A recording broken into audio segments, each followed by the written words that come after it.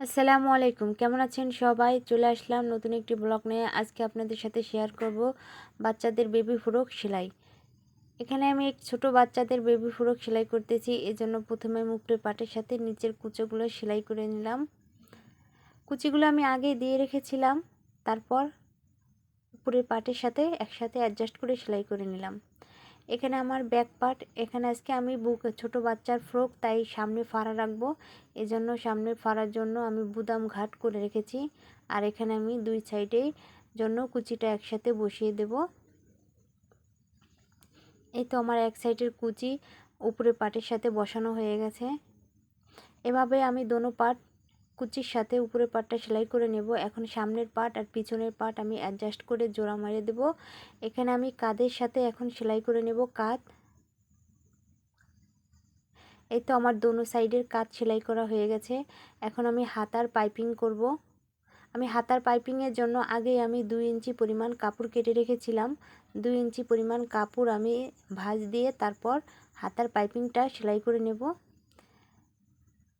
এখানে আমি 2 সুতা পরিমাণ জামার কাপড়ের সাথে পাইপিংয়ের কাপড় সেলাই করে নিচ্ছি। এটা সেলাই হয়ে যাওয়ার পরে তারপর আমি একটু কেচি দিয়ে সাইডটা আস্তে আস্তে একটু কেটে নেব। এখন আমি পাইপিংটা আবার একটি ভাঁজ দিয়ে পাইপিংটা করে নেব। পাইপিং যত চিকন হয় তত কিন্তু সুন্দর হয়। আর পাইপিং একটু ডবল ভাঁজ করে যদি আমি পাইপিংয়ের কাপড়টা নেই তাহলে পাইপিংটা একটু মোটা হয়, দেখতেও একটু সুন্দর লাগে। এই তো আমার পাইপিংটা হয়ে গেছে। এভাবেই আমি অপর সাইডের হাতার পাইপিংটা করে নেব। এখন আমার পাইপিং করা হয়ে গেছে। এখন আমি জামার হাতার সাথে আমি বডির এবং নিচের অংশ সেলাই করে নেব।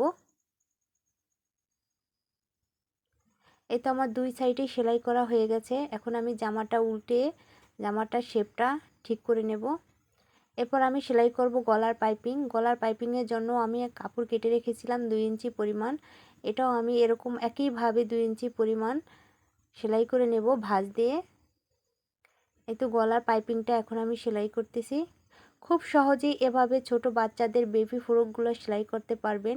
এগুলো নিমার মতো ফ্রক ছোট বাচ্চারা সুতি কাপড় দিয়ে পরতেও বাচ্চাদের অনেক আরামদায়ক এবং সামনে বুক ফাড়া থাকলে বাচ্চাদের জামা পরাতেও খুব সুবিধা হয়। এই তো আমার জামাটা পুরোপুরি প্রস্তুত হয়ে গেল। এখন আমি বুদাম ঘাট করে নেব। সুন্দর একটি বানিয়ে ফেললাম বেবি ফ্রক।